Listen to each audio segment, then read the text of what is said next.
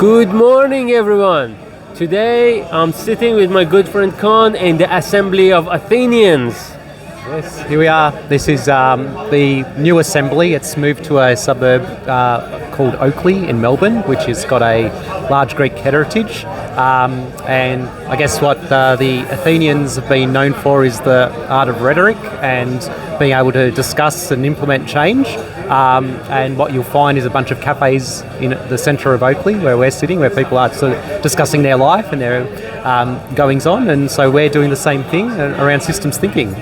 Absolutely. I feel like we're Plato and Socrates having a debate and talking not just about systems thinking, but the purpose of life and universe and everything, right? Oh, philosophy. Yeah, the second law of thermodynamics, the whole lot. Exactly.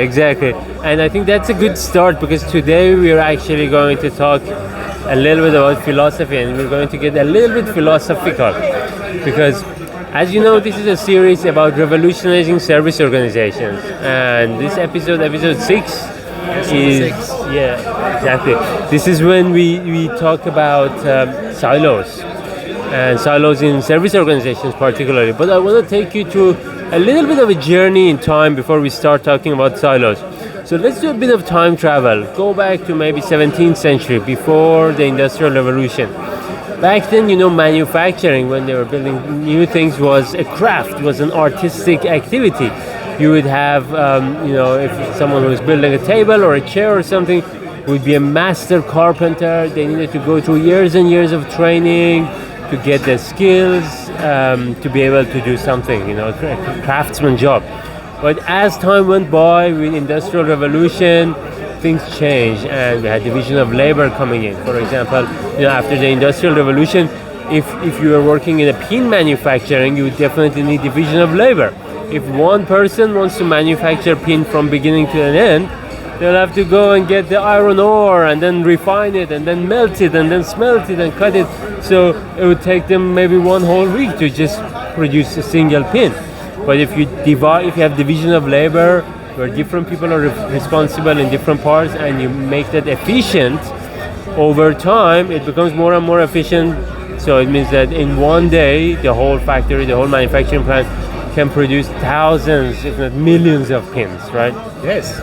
It sounds, Arash, like you're talking about a silo. Exactly. And in that kind of environment, silos and division of labor make sense. But once we transition to the modern 21st century in service organizations, where a holistic view of the job from beginning to an end is required if we want to deliver what matters to the client, then silos will be more of an inhibiting force. And our challenge today is that our management practices are still based on manufacturing and division of labor from back in the days of Industrial Revolution.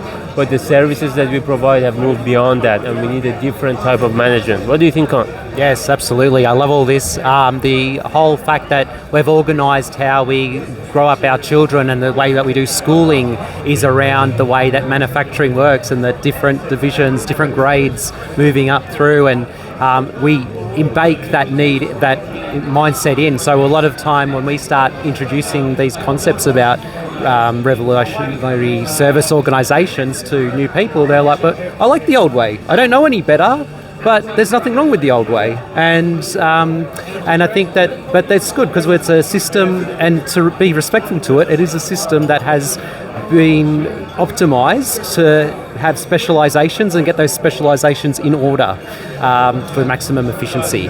The only difference is that someone else is making those decisions about how that order happens and how those outcomes occur. Absolutely. Now let's imagine you're moving your house and you want to get a new internet connection, right? You're calling your internet provider and requesting, can they connect internet to my house? Imagine how awesome they would be if they ask you, when do you want it connected? You say, 23rd of May, maybe 7 a.m. And the person at the call center will say, oh, give me 5 minutes, done. 27th of May, 7 a.m., someone will be at your place connecting internet. But that's never going to happen, because to perform this service, there's going to be various divisions and various departments, each one of them touching the work order. The work order is going to go in through the call center, then it's going to go through, I don't know, someone approving it, it's going to go through various workforce planning systems and different handovers. Maybe, I don't know, 10 different people are going to work on it, 10 different tickets are created, each one of them have their own SLAs, each one of them are optimizing the system from their own perspective. It may even jump companies. It might go to the third-party vendor who's actually providing the service and implementing the physical change. Absolutely, and you imagine how much information is lost, and every time with the handover, you're actually creating a queue. And basically we are operating a suboptimal system because everyone optimizes their own. What do you think of? Yes. Yeah, I think nobody really talks much about the queues, but the funny thing is that queues naturally happen and that we're, kind of expected, like we plan out a system without thinking about the delays, and I see this happen all the time. There's naturally, if you start basically making a bottleneck, if you will, there is going to be a queue by nature, and then that the flow back effect of when that queue we don't seem to consider that effect of what happens when that queue is full and there's going to be a long time, and then what we see in generally a siloed environment is that people then start trying to work around the system because they're realizing that their requests are going to take too long, so they try another way, which then defeats the purpose and sometimes even compromises the system further because then things are jumping queues, SLAs and expectations aren't being met, and just creates a whole another variety of problems. Absolutely, and I think this is a great segue to talk about metrics and optimizing each division, because basically ultimately in an organization every division has a head and they're responsible for the performance of their own division, so they create SLAs for their own division and they create metrics for their own division, which it may sound like it's going to improve service on the face value, but when you think deeper, you see actually it's making things worse, right? Can you tell me some examples, like the famous call center metrics and how they impact unforeseen consequences? Yes, I mean the classic one is call time. Firstly, hold time, and how long you're on the phone.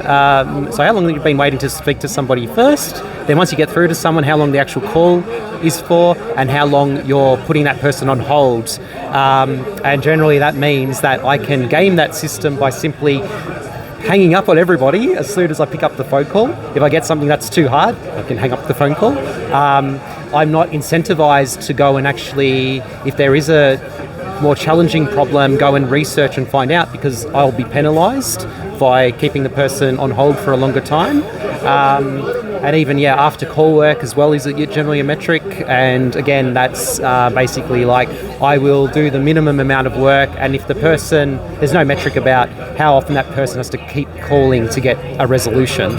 So without that to keep the system in check, it just blows up, and on paper it looks like a team is delivering thousands of phone call requests, but they're terrible. Half of those, I'd say 1/3 at best, are just of actually delivering value, and the rest are just people calling up about something they'd already called up previously. Absolutely, and basically, as you said, these metrics aren't incentivizing us to deliver what matters to the clients, because basically, a lot of people, they call, maybe the problem is not solved because the person at the call center is incentivized to, go check online, go back, call us back or chat to us on the chat or something to get rid of you, basically. And then your problem is still there, so you're going to call again and call again and call again, and we're basically creating demand that we don't need. It's just waste being created, right? And the SLAs is a really funny one as well. Like, we have those SLAs which may all be green, everything may look good on paper, but are those actually translate to what matters to the client? Are those internal SLAs what matters to the end clients? And even if they are, sometimes just having a SLA is going to be a random like a lucky draw, because if my request is not met within the SLA, no one is incentivized to work on that request anymore. It just automatically gets shoved at the bottom of the list, because they want to keep the things that are almost close to being finished, not if you already not met your SLA, there's no point working on those requests, right? There's this thing that you see where people start finding the harder tasks start falling down the queue and get left till last. It's like, oh yeah, we got through 95% of all the calls within 5 minutes, but yeah, why did these runs requests are still hanging around from yesterday or the day before? Exactly. And if your SLA is 3 days and it's already past 3 days, no one's going to care because it's not going to improve their metrics, right? Yeah. And I guess one of the other problems is that they get tied to bonuses, they get tied to other incentives because we want to see a certain kind of performance from the system. So we will incentivize people with bonuses to get through a quantitative metric that doesn't relate to what the business's purpose is.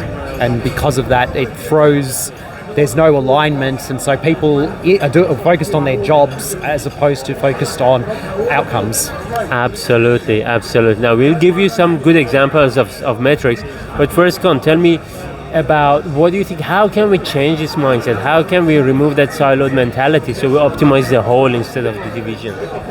I think there's a few things. The ones that strike out to me though, perspective is probably the best thing, and it's basically I'll have a couple of examples here, but it's almost like go walk outside the building, your office, and look back in and see what this is what your customer sees. They don't see the desks, the phone system, the workflow system, the routing of all the messages that go between the instant message chats. They just see a building or a website, and so it's like, now follow that work through if you're the customer, and literally follow the customer through that as they get service through the system. Do they touch your department? Do they, and getting that realization of what a customer sees and then how much your team, I guess, impacts that work, but also then you get an appreciation of how all the teams that you work alongside with impacts the outcomes of those customers, and you see all the I'm going to say it, the cringeworthy moments where you go, oh my goodness, this person waited for a long time when we could have answered this in 2 seconds. But what it does build is this shared empathy around, we've been focused on our KPIs and our jobs, but really why we're here is, to deliver something, and we aren't always hitting that mark, and there's an opportunity for improvement. Absolutely. So the check process and going to work or Gemba or basically just following the work all the way through. What we basically need is our leaders and decision makers understanding that this utility of their prevailing start of management, right? Mm-hmm. They see and feel how terrible it is, so then they have the drive to change it. And there's great work, by various leadership gurus like Simon Sinek or this guy David Marquet, who I really appreciate. Oh, he's amazing. So what do you think about his work? Yeah, David Marquet. He's just a legend. I think about talking about intent and how you letting people on the submarine, basically people deciding how the work gets done and speaking about their intent, and instead of being a leader and telling them how and resisting the urge to tell them how to execute something. I think you should go read his books and listen to his stuff, because I can't do it justice myself. But it's about empowerment and about how you empower your teams to make the changes rather than them being told that changes are going to come and that they're just a passenger it's management's decision to figure out how the silos and the outcomes happen. No, it's actually your job to be, and you should do it. You should be to see a good outcome. Absolutely, on the spot, absolutely. And now to end this session, I'm going to talk about 2 really great metrics that we actually ended up implementing in an organization previously, and that was, did we deliver what mattered to the client, and today's work for today. And this was collective, not just for the call center, it was everyone's metric, even the software engineers, right? Yeah, that's right. And so, let's say deliver what matters is, it's not about just executing the transaction. Like it's not just withdraw $5,000 or whatever. It's actually I need this money paid into this with this particular payment method on this particular date, because I need to pay a builder, I need to go renovate my house, and they need the money by this date. So there's almost the consequence and the when, why it matters and when, and that's usually missed when you call for your internet to be moved. They're like, we'll do it whenever we can get around to it, kind of thing. What was the other thing? Today's work for today. Today's work today, and it's effectively around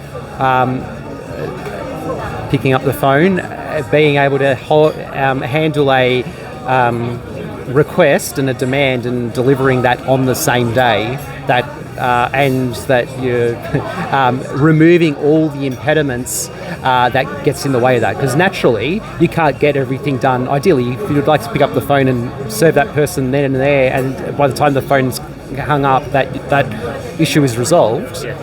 Not everything day one's going to be like that. So you need to start having almost...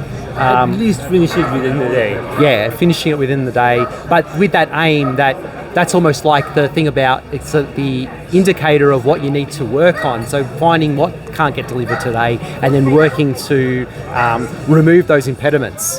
And this is where, you talk about software development, but and also people that are like outside of the customer-facing work, but that's where they can start influencing the system. You can work with people in risk and compliance and legal and HR and software, IT, but removing all kinds of impediments so that you get to today's work today. It's almost like the guide. Why can't we make it? All right, let's find it, and then let's start working together and getting people who can influence those areas to work to that and getting that there. Absolutely, and you see, by doing this, SLAs and our processes kind of become irrelevant, because we will be delivering what matters to the client. What is the payment method that you want, not the payment method that we support.